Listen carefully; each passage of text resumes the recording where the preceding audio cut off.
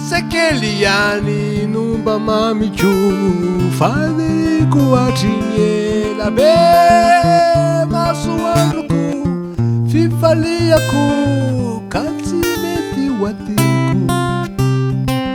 Isekely no fitaratra hitarafana ny fiainana na ny masonao na ny tsikinao manome fanatenana.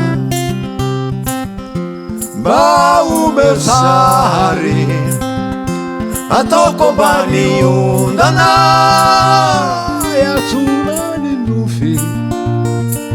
nofinofintsika roa. Misy zavatra tsy laitrako manahirana ny saiko tsy mampatory andro amanalina fa mampifo maraina.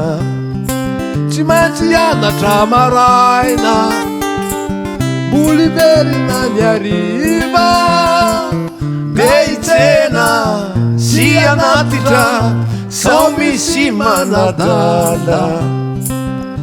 Mampivezivezy ianao sy ny fianarana nefa ny fiainana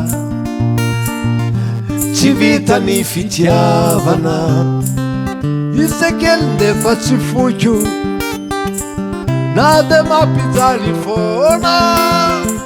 Ianao no volana, ianao no kitana fa nilo ny foko. Isekely no mba sekreako tsy lalaiko an'izaniza anamboarako anoratako hirahira vaovao.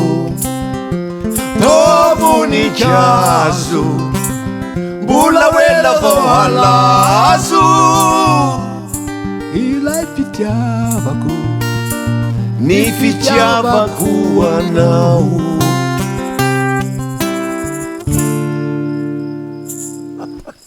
Sotro be?